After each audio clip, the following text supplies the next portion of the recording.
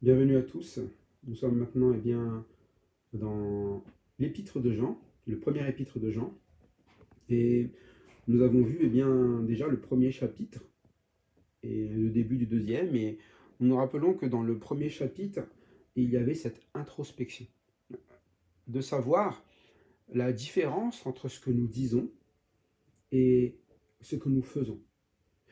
Parce que le témoignage, depuis le début, depuis le commencement, c'est quand une chose est vraiment entendue de ce que Dieu dit, nous sommes capables de voir ce que Dieu nous demande et même de contempler ce que Dieu fait jusqu'à toucher ce qui a été entendu. Depuis le commencement, c'est ainsi que Dieu fait les choses, c'est-à-dire qu'il nous déclare par sa parole, et la première phrase qu'il a dit, c'est que la lumière soit, et la lumière fut. Et quand la lumière fut, vous avez pu voir ce que vous voyez aujourd'hui, ce monde, les cieux, la terre. Et vous avez pu voir toute l'œuvre de Dieu concrète. Ce ne sont pas juste des paroles. C'est ainsi que c'était depuis le commencement. Et aujourd'hui, nous avons reçu le témoignage de ce qui était dès le commencement, mais nous l'avons vu aussi manifester, non seulement dans la création, mais nous l'avons vu manifester en Jésus-Christ. En tout cas, Jean l'a vu manifester en Jésus-Christ. Il a vu Dieu fait homme, la parole faite chair, la parole concrètement vécue sur cette terre. Et lui-même, aujourd'hui, à partir de ce livre, nous en témoigne. Et ce témoignage, c'est ce qui fait qu'aujourd'hui, il peut lui aussi nous témoigner de ce Seigneur, Jésus-Christ, qui a vécu totalement selon la parole de Dieu. Et il a pu le toucher. C'était visible, palpable, que Jésus-Christ a réellement vécu comme celui qui est bien notre seul et unique Seigneur, Sauveur, témoin de la vie qui était auprès du Père. Car c'est aussi ça qui est à témoigner. Le commencement, nous avons vu ce qui venait du Père, c'est la lumière. Et la lumière, c'est la vie selon le Père. Et quand Jésus-Christ est venu dans le monde, la lumière est venue dans le monde. Et cette vie, cette lumière a été manifestée. Elle est venue chez les siens. Et les siens n'ont pas reçu. Elle est venue dans le monde. Et le monde, ne l'a pas connue non plus. Mais pourtant, Jean ici, il l'a vraiment connue. Et quand il l'a connue, forcément, il va en témoigner. Non pas juste avec des mots, mais avec une vie réellement changée. Une vie comment? Qui se tient dans la lumière. La lumière qui est venue dans ce monde. Nous avons vu verset 6, verset 8 et verset 10 que nous avons une manière souvent de mal témoigner. C'est-à-dire que le verset 6 du chapitre 1er nous rappelle, je vais le lire, vous pouvez le reprendre dans vos livres, mais je vais vous l'envoyer aussi en affichage. Le verset 6, on reprend, nous dit « Si nous disons que nous sommes en communion avec lui et que nous marchons dans les ténèbres, nous mentons et nous ne pratiquons pas la vérité. » Donc c'est l'introspection. Si nous disons, qu'est-ce que nous disons? Là, il ne s'agit pas de regarder ce que disent les autres, ce que font les autres, mais on parle déjà de ce que nous avons reçu de notre témoignage. Qu'est-ce que nous disons? Nous disons que nous sommes en communion avec lui. Si nous utilisons souvent le terme « je suis chrétien ». Chrétien, ça veut dire « je suis en Christ ». Je suis en communion avec Christ. Mais si nous disons que nous sommes chrétiens, que nous sommes en communion avec lui, mais que nous marchons dans les ténèbres, nous mentons. C'est ce qu'il dit. C'est-à-dire que le terme chrétien, ce n'est pas juste une appartenance à une religion, une appartenance à une pensée, une appartenance à une philosophie, mais c'est un changement de vie, c'est-à-dire des pieds qui ne marchent plus dans les ténèbres, mais qui doivent marcher dans la lumière. Et des pieds qui ne marchent plus dans le mensonge, mais qui marchent dans la vérité ou qui pratiquent la vérité. La vérité, donc, la parole de Dieu, lorsque vous la recevez, elle est pratique. Et ça, c'était très important de le comprendre. Nous devons avoir cette introspection, de se dire, est-ce que je pratique la vérité? Et non pas, est-ce que je connais, dans notre manière de penser, c'est-à-dire, j'ai une bonne théorie dans la tête. Non, est-ce que je la pratique?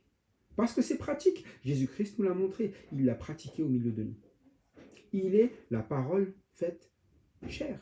Et nous, dans notre chair, nous avons connu maintenant cette lumière. Nous devons mettre en pratique quoi? Eh bien, cette vie qui est en Jésus-Christ. C'est ça le témoignage que l'on rend.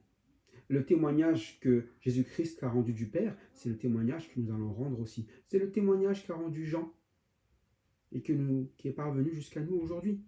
Donc attention à ce que nous disons. Et il le répétera au verset 8. Si nous disons, encore une fois, parfois nous disons des choses, nous disons que nous n'avons pas de péché. Donc il y a ce côté où, encore une fois, à l'intérieur de nous, ça parle beaucoup. Et ça parle, et ça nous conduit à quoi? Eh bien, à mentir, encore une fois, à nous séduire, le terme ici, à nous faire croire quelque chose qui n'est pas vrai. Lorsque nous lisons la Bible, elle doit nous convaincre de quelque chose de pratique, de nous éloigner du péché. Mais si nous disons que nous n'avons pas de péché, qu'allons-nous continuer à faire? Continuer à pécher. Et la vérité est pratique. Si la vérité est en nous, elle nous amènera à nous éloigner du péché. Non pas du péché selon ce que les hommes vont dicter, mais selon ce que la parole de Dieu va dicter. C'est pour ça qu'on parle d'une introspection. On parle vraiment d'une lecture personnelle de la parole de Dieu. Et ce livre, cet épître de Jean, nous pousse vraiment à une vie personnelle qui se rapproche de Dieu. Mais comment? En étant des témoins fidèles. Un témoin véritable. C'est le thème entier du livre. Un témoin véritable. Est-ce que nous sommes des vrais témoins? Ou nous sommes juste, vous savez, ces faux témoins qui ont entendu parler d'une scène et puis qui viennent rapporter ce qu'ils ont entendu parler mais qu'ils n'ont jamais vu. Ils n'ont pas connu quoi? Ce qu'ils ont entendu. Ils ne l'ont pas vu, ni contemplé et encore moins touché. Et ils veulent témoigner de ce qu'ils ne savent pas. Ils disent qu'ils sont en communion, mais ce n'est pas vrai parce qu'ils ne mettent pas en pratique la vérité. Ils disent qu'ils ont connu le Seigneur, mais ils disent qu'ils n'ont pas de péché. C'est ne pas comprendre quelle est l'œuvre de Christ. L'œuvre de Christ, c'est de nous purifier de tout péché. C'est l'explication du verset suivant que nous avons vu déjà. Si nous confessons nos péchés, puisque c'est ce que nous devrions faire, nous reconnaître que nous sommes pécheurs, il est fidèle et juste pour nous pardonner et pour nous purifier de toute iniquité. Donc, s'il est fidèle et juste pour nous purifier de toute iniquité, cela sous-entend bien une chose, c'est que nous ne sommes pas fidèles ni justes. Donc nous sommes de ceux qui ont une vie dans l'iniquité. Et nous avons besoin non pas de notre capacité à marcher dans la lumière, mais de la capacité de celui qui est fidèle et juste pour nous pardonner et nous purifier de toute iniquité. Pourquoi nous confessons nos péchés? Parce que nous sommes des pécheurs. Il ne faut pas se mentir, il ne faut pas se séduire. La séduction, c'est nous-mêmes qui nous racontons nos histoires. Nous essayons de nous faire croire quelque chose qui est totalement faux. Nous sommes des pécheurs. Et vous êtes sauvés? Amen. Gloire à Dieu. C'est lui qui vous a purifié, c'est lui qui vous a pardonné. Mais aujourd'hui encore, vous ne pouvez pas vivre sans lui. Vous avez besoin de remettre votre vie de pécheur, toujours, au Seigneur Jésus-Christ. Parce que vous êtes sauvés, parce qu'il vous a sauvés. En attendant, tous nous continuons toujours de pécher. Tous. Et le salut, il est dans le statut aujourd'hui. Vous avez été justifiés. Ça ne veut pas dire que vous êtes juste. Vous avez été justifiés, mais non pas juste par vous-même. Donc vous devez vivre toujours selon celui qui vous justifie. Et vous connaissez ce verset. Comment est-ce que le juste vivra? Le juste vivra par la foi. Et aujourd'hui, c'est ce que nous devons apprendre, à être un juste. Non pas à cause de nous, mais à cause de celui qui est le seul juste et le seul fidèle, qui est capable de pardonner et purifier notre iniquité. Voilà le b.a.-ba de la vie chrétienne. Vraiment savoir remettre sa vie à Jésus-Christ. Et c'est une introspection. Si nous, ça parle de nous. Et nous pouvons nous déclarer comme étant sans péché. Parce que nous pensons que maintenant que nous sommes sauvés, nous devons faire cet effort de retirer le péché de notre vie en étant des ascètes, en nous mettant des lois. Non, ce qu'il nous demande, c'est de confesser. Et c'est la confiance dans la parole de Dieu. C'est-à-dire que quand la parole de Dieu vient, si vous la lisez, et c'est pour ça que je parle vraiment d'une vie personnelle avec le Seigneur, vous devez partager votre lecture de la parole de Dieu chaque jour avec le Seigneur et remettre votre vie au Seigneur chaque jour, que vous vous dites quoi? eh bien, tu nous enseignes la vérité. Et la vérité, eh bien, c'est de nous dire que nous sommes pécheurs. Et il va nous dire comment résister au péché, comment vaincre le péché. Mais si nous disons que nous n'avons pas de péché, nous faisons menteur qui?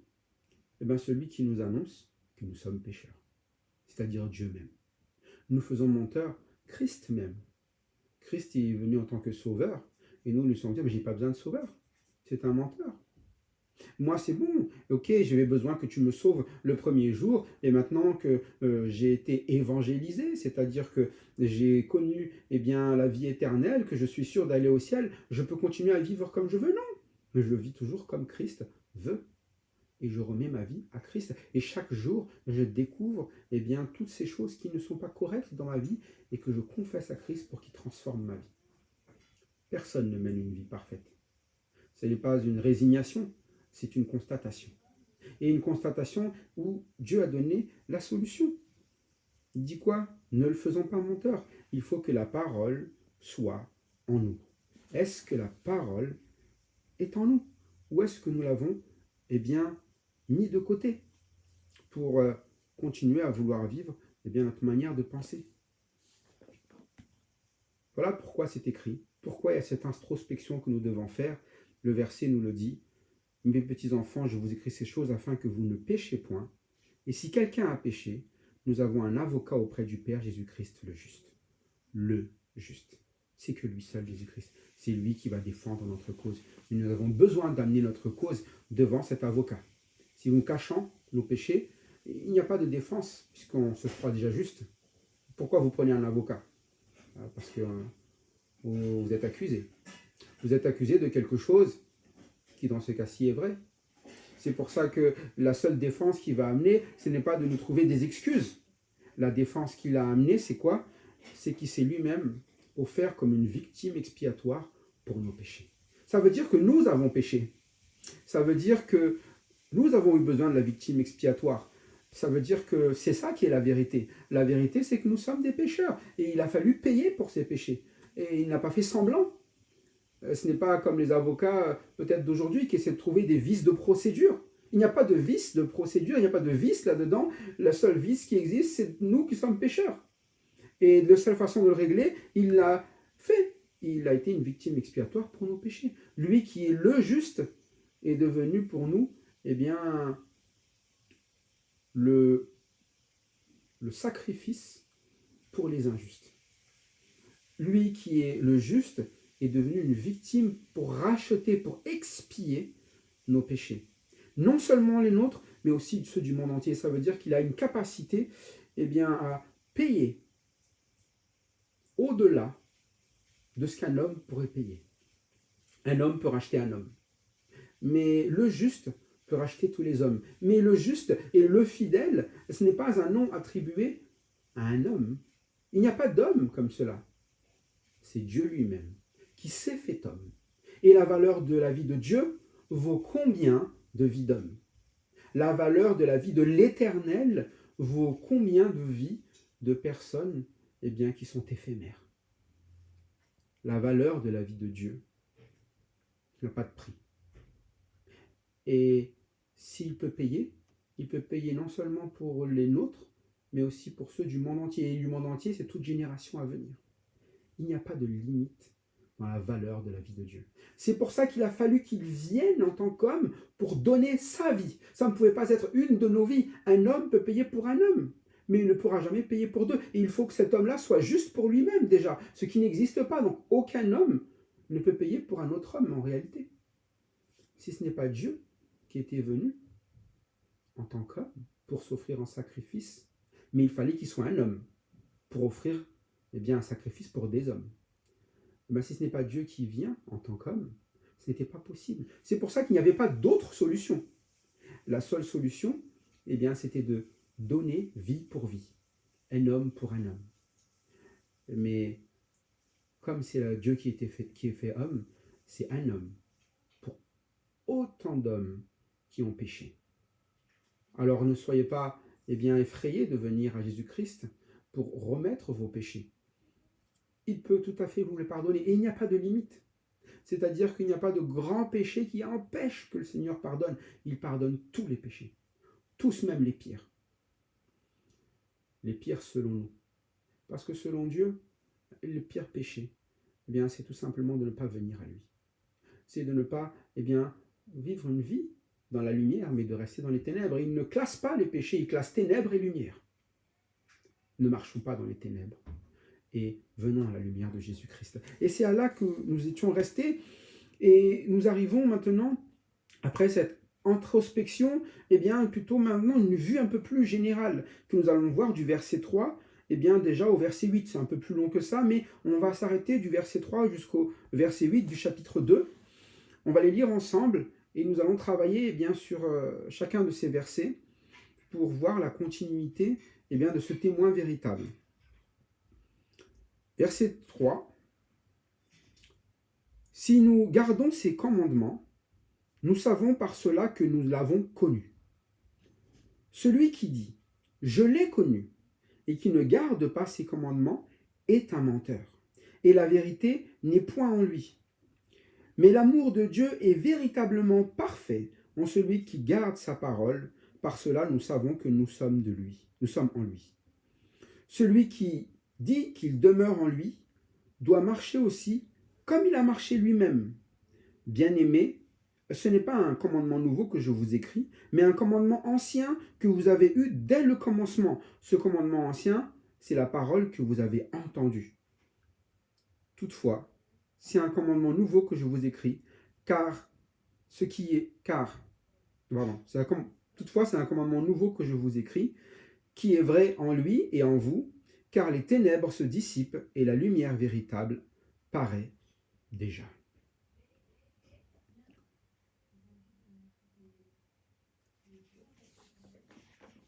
Si nous gardons ces commandements, nous savons par cela que nous l'avons connu. Voilà un petit résumé de ce qu'on a vu depuis le début. Ce que nous avons entendu, ce sont ces commandements. Quand il commande, il dit une chose, ce qu'il nous demande, c'est de les garder. Et comment on sait qu'une personne a connu Dieu? Il garde ses commandements, il témoigne en gardant dans sa vie de ce qu'il a entendu, réellement de Dieu. Et donc il est un bon témoin parce qu'il le vit d'abord. Si vous ne gardez pas les commandements de Dieu, que vous commencez à parler de choses que Dieu peut faire dans une vie alors que vous ne le vivez même pas, ce n'est pas ça un vrai témoignage. Et parfois, on entend des témoignages qui racontent ce que Dieu peut faire, mais dans un vrai témoignage, ce qu'on veut entendre, c'est ce que Dieu a fait dans votre vie, ce qui a littéralement changé dans votre vie. Et quand vous regardez les témoignages dans la Bible, comme les témoignages de Paul, vous voyez qu'il y a un vrai changement. Vous passez d'un homme qui était un blasphémateur, un persécuteur, à une personne qui aime ce qu'il persécutait auparavant, qui aime celui qui a blasphémé auparavant. Vous voyez vraiment quelqu'un qui passe des ténèbres à la lumière. Et ma question c'est, est-ce que vous pouvez voir cela dans votre vie? Une personne qui passe des ténèbres à la lumière. Une personne qui a remis sa vie en Jésus-Christ et qui a littéralement changé. Une personne qui a gardé les commandements et les a mis en pratique. Il dit, si nous gardons ces commandements, nous savons par cela que nous l'avons connu. C'est toujours pour nous-mêmes ici. Comment nous savons que nous avons connu réellement le Seigneur? Voyons si nous avons mis en pratique sa parole, que nous avons reçue. Nous avons dit Amen. Bon, on voit maintenant si nous avons connu le Seigneur, on le met en pratique. Mais il y a toujours celui maintenant qui dit autre chose. Il n'a plus ce si nous disons, mais c'est celui qui dit. Donc là, on peut non seulement nous inclure dedans, mais avoir une vue un peu générale de ce que c'est qu'un bon témoin. Lorsque nous regardons autour de nous, lorsque nous choisissons de travailler avec des témoins, des personnes que on va rapporter plus tard, c'est-à-dire d'éprouver les esprits, des personnes qui spirituellement avancent avec le Seigneur, il le dit. Celui qui dit, ce n'est pas celui-là. Vous vous souvenez, les versets du chapitre 1er, 6, 8, 10, c'est si nous disons. Là, c'est celui qui dit. Donc, il y a toujours celui qui parle. Il y a ce qu'on appelle toujours du blabla, mais c'est pas ce que Dieu nous demande. Il dit, celui qui dit, je l'ai connu. Donc il dit une chose, hein, vous connaissez, hein, ah, j'ai connu le Seigneur à l'âge de, j'ai connu le Seigneur lorsque, j'ai connu le Seigneur pendant, ça c'est notre langage habituel, ok tu le dis, mais il dit celui qui dit je l'ai connu et qui ne garde pas ses commandements est un menteur et la vérité n'est point en lui. Et c'est très radical, c'est-à-dire qu'il y a ceux qui disent une chose, mais visiblement il ne fait pas. Eh bien, ce qu'une personne qui a vraiment connu est censée faire, c'est-à-dire garder les commandements, c'est-à-dire garder la parole de Dieu. Et c'est radical, c'est un menteur. Et c'est la deuxième fois que nous entendons ce terme. Un menteur. C'est les personnes qui disent quoi? Si nous disons que nous n'avons pas de péché, nous nous séduisons nous-mêmes. Si nous disons que nous sommes en communion avec lui, dit le verset 6, et que nous marchions dans les ténèbres, nous montons. Donc c'est quoi être en communion avec lui? C'est garder ses commandements. Vous ne pouvez pas être en communion avec Dieu sans garder les commandements de Dieu. Et c'est de manière maintenant générale. On regarde quelqu'un selon la parole de Dieu et on voit, eh bien, s'il reçoit un enseignement et qu'il grandit, qu'il avance dans cet enseignement, qu'il le garde, qu'il le chérit, qu'il confesse que chaque jour, c'est ce qu'il veut vivre. Vous savez que c'est quelqu'un qui est dans la vérité. Mais le menteur, il dit Amen et tout de suite après, il commence à faire autre chose. Il ne garde pas les commandements et c'est pour ça qu'il est écrit la vérité n'est point en lui. Vous voyez, la vérité, c'est quelque chose qui peut se mettre à l'intérieur de nos vies. Une vie qui change. La vérité, ce n'est pas quelque chose qui est intellectuel. La vérité, c'est pratique. Toujours. Et la parole de Dieu est toujours pratique. Voilà ce que c'est qu'un vrai témoin. Il pratique la parole de Dieu. C'est ce que veut nous enseigner Jean. C'est ce qu'il a vécu, vu en Jésus-Christ. Et c'est ce que Jésus-Christ lui a enseigné. Enseigner quelque chose qui vient de qui? Du Père lui-même. La vie éternelle qui était auprès du Père. Vous vous rappelez, c'est le verset 2. C'est ce qui nous a été annoncé. Et aujourd'hui, c'est ça la vie éternelle.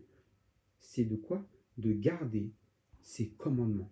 Celui qui dit, je l'ai connu, et qui ne garde pas ses commandements, est un menteur, et la vérité n'est point en lui. Mais qu'est-ce qui va être dans celui qui garde la vérité, qui garde les commandements? Eh bien, il le dit. Mais l'amour de Dieu est véritablement parfait en celui qui garde sa parole. Par cela, nous savons que nous sommes en lui. Il va utiliser un autre terme. Il a parlé de la lumière, il parle du commandement, et là, il va utiliser un autre terme, c'est l'amour de Dieu. L'amour de Dieu. Voilà un terme que l'on entend bien souvent, l'amour de Dieu. Et certains n'ont même plus envie d'en parler parce qu'ils disent, ah, mais on parle que ça, de l'amour, mais regardez ce qui se passe dans les églises. Regardez ce qui se passe. Mais ici, on parle de l'amour de Dieu. C'est-à-dire que nous, très souvent, ce que l'on enseigne comme amour, c'est l'amour de l'homme. Comment l'homme peut se tâcher d'aimer bien, d'aimer mieux, d'aimer. Mais ici, c'est l'amour de Dieu, qui est donc quelque chose qui vient uniquement de Dieu. Vous ne pouvez pas l'avoir sans que ce soit Dieu qui vous le donne. Et c'est pour ça que celui qui a l'amour de Dieu, c'est le témoin véritable. Celui qui marche, et bien, qui garde les commandements, c'est le terme plutôt, d'abord. Celui qui garde les commandements, et dans ce passage, c'est celui qui dit tout simplement, qui garde sa parole. Donc c'est celui qui garde sa parole, mais c'est le seul qui a quoi? L'amour de Dieu. Ce n'est pas celui qui dit j'ai connu. Ce n'est pas celui qui dit être en communion avec lui. C'est celui qui garde sa parole. Et garder sa parole, ça a ici une notion bien d'amour. Ça va changer notre relation avec Dieu, notre relation avec les autres. La manière dont nous allons aimer Dieu dans notre cœur et la manière dont nous allons aimer notre prochain. Parce que l'amour de Dieu, c'est différent.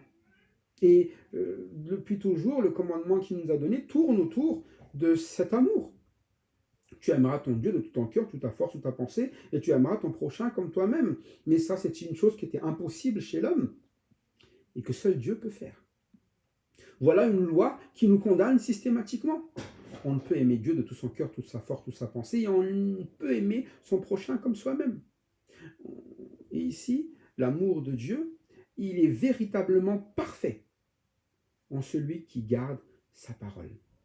Il n'est pas dit que nous sommes parfaits, mais il dit et l'amour de Dieu est véritablement parfait en celui qui garde sa parole. Ça veut dire que celui qui garde sa parole, il va produire quelque chose qu'il n'était pas capable de produire lui, parce que lui est imparfait. Mais c'est la parole de Dieu qui va produire quoi? L'amour de Dieu. Si donc vous ne gardez pas les commandements de Dieu, vous ne connaîtrez pas l'amour de Dieu et vous ne pourrez pas le partager non plus. C'est pour ça que nous devons rester fidèles à la parole systématiquement. Par cela, comme il le dit, nous savons que nous sommes en lui. Donc ça nous permet d'avoir une connaissance de là où nous en sommes, là où en sont les gens, c'est-à-dire des personnes qui vont être capables d'aimer, non à cause d'eux, mais à cause de la parole qui est en eux. Donc nous savons ceux qui sont en lui, ceux qui sont en Christ, ce sont ceux qui gardent la parole de Dieu. Vous savez, des faux témoins, il en a toujours existé.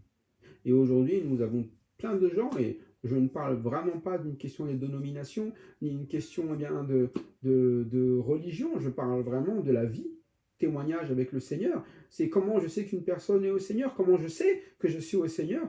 Eh bien, je garde sa parole. Et comment je fais pour garder sa parole? Eh bien, je me maintiens dans la lumière, je confesse mes péchés chaque jour. Quand cette parole vient, je ne me considère pas juste devant cette parole. Je me considère comme un pécheur. Et chaque fois, l'amour de Dieu grandit. Et le péché s'éloigne. Nous verrons un peu plus tard ce que ça veut dire, mais c'est ainsi ce qu'on appelle un véritable témoin.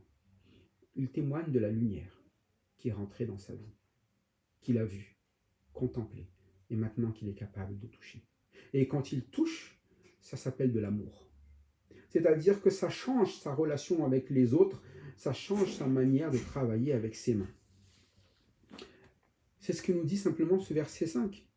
C'est ça l'amour de Dieu qui est véritablement parfait. Non pas nous, mais cet amour qui est parfait.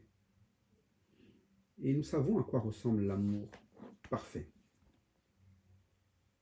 Celui qui dit qu'il demeure en lui doit marcher aussi comme il a marché lui-même. Voilà, c'est toujours ce mot, c'est celui qui dit. Celui qui dit, celui qui dit. Qu'est-ce qu'il dit encore là? Il est en train de dire, ah, moi je demeure en Christ.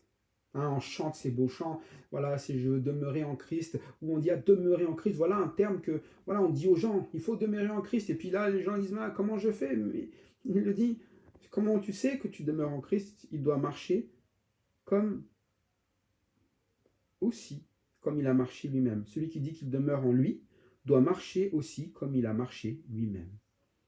Est-ce que vous avez vu comment a marché notre Seigneur?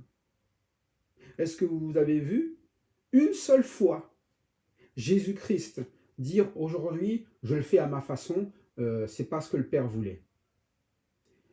Toute chose qu'il fait, il le voit faire au Père. C'est ce qu'il a enseigné. Et il l'a enseigné dans l'Évangile selon Jean. L'Évangile selon Jean nous indique simplement ça, c'est que tout ce qu'il fait, il le fait selon ce qu'il a vu du Père. Et nous ferions partie bien des gens qui feront les choses comment? À notre manière. C'est ça le problème. C'est que nous nous croyons parfois même au-dessus de Christ, au-dessus de la vie que Christ même a menée. Une vie qui était dédiée à quoi? Eh bien, à la parole du Père. Chaque chose qu'il a faite, il l'a témoigné selon ce que le Père lui a donné de pouvoir eh bien, témoigner, nous montrer. Et c'est ce que nous devrions eh bien, nous rappeler systématiquement. Le témoignage du Fils était de nous montrer qui? De nous montrer le Père. Je vais lire ce Jean chapitre 5. Jean chapitre 5, verset 30.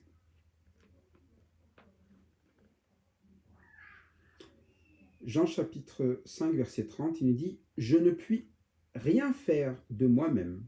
D'après ce que j'entends, je juge, et mon jugement est juste, parce que je ne cherche pas ma volonté, mais la volonté de celui qui m'a envoyé. Si c'est moi qui rends témoignage de moi-même, mon témoignage n'est pas vrai. Il y en a un autre qui rend témoignage de moi, et je sais que le témoignage qu'il rend de moi est vrai. Et nous voyons Jésus-Christ qui est venu en tant que témoin. Et en tant que témoin, il le dit, je ne puis rien faire de moi-même. C'est le verset 30 du chapitre 5. D'après ce que j'entends, je juge et mon jugement est juste parce que je ne cherche pas ma volonté, mais la volonté de celui qui m'a envoyé. Voilà le témoin fidèle. Voilà comment il a marché. Il ne fait rien de lui-même. Il ne fait rien par sa propre personne. Pourtant, il est le juste. C'est-à-dire qu'il aurait pu se dire que moi j'ai un avis autre. Au contraire, le juste, c'est celui qui marche selon le Père. Et en tant que fils sur terre, dans un corps d'homme, il n'a pas été différent de sa manière de vivre au ciel. Il est Dieu. Il est la parole de Dieu faite chair. Il ne peut pas faire autrement que d'être juste. Mais nous sommes des pécheurs et nous devons le reconnaître, nous ne sommes pas des justes. Et pour que ça soit salutaire, nous devons être à l'écoute de la parole du Seigneur et nous devons vivre comme lui a vécu. Celui qui dit qu'il demeure en lui. Comment est-ce qu'il doit marcher? Comme lui-même a marché. C'est-à-dire qu'il doit marcher selon la parole de Dieu, du Père. Et regarder si sa manière de vivre est identique au Fils. Le Fils qui a témoigné correctement du Père. Vous voyez, on a tout ce qu'il faut. La vie a été manifestée, nous l'avons vu. Jean l'a vu et il nous en témoigne. Et nous voyons aussi dans ce passage, dans tout ce livre, la vie de Jean. Nous voyons comment est-ce que lui aussi a connu ce changement. Passer des ténèbres à la lumière, lui qui était si dur, qui ne connaissait pas l'amour de Dieu, il aime maintenant. Il aime non pas à cause de sa personne, mais à cause de la parole qui est en lui. Et c'est l'invitation que nous avons tout simplement à marcher comme Christ a marché. Et le témoin qui nous ramène cela, c'est Jean.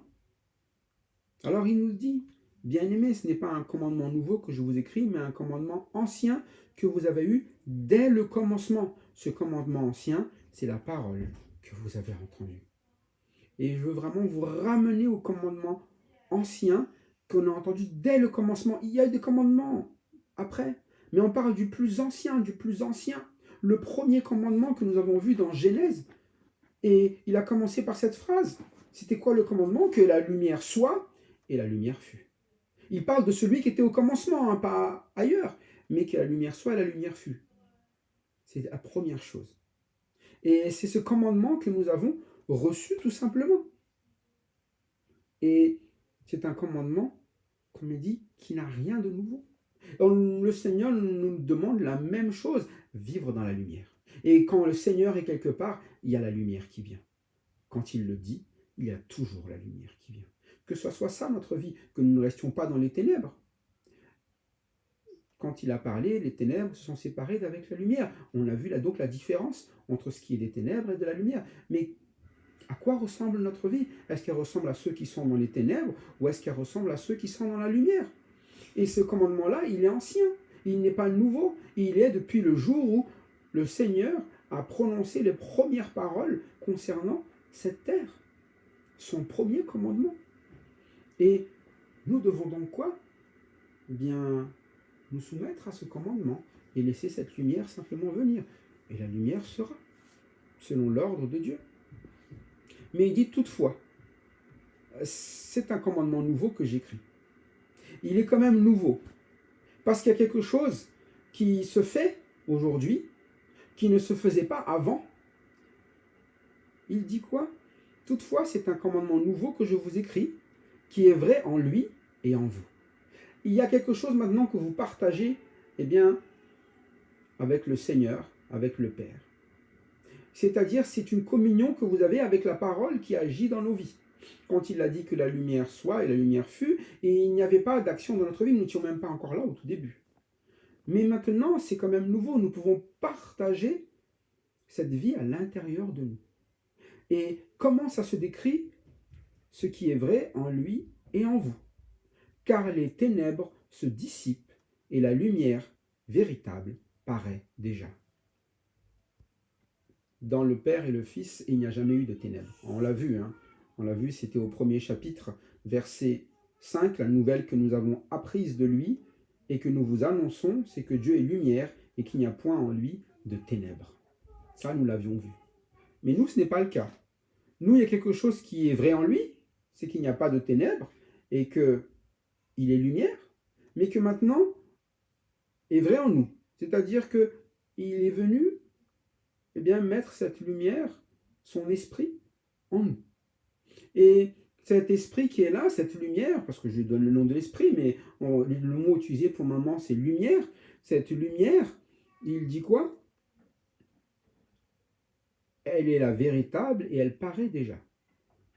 Pour ceux qui ont cru en Christ, il y a quelque chose qui paraît déjà. Qui paraît où? Dans les ténèbres. C'est pour ça qu'ici, pour le moment, on est vraiment dans la notion de cette lumière et ténèbres.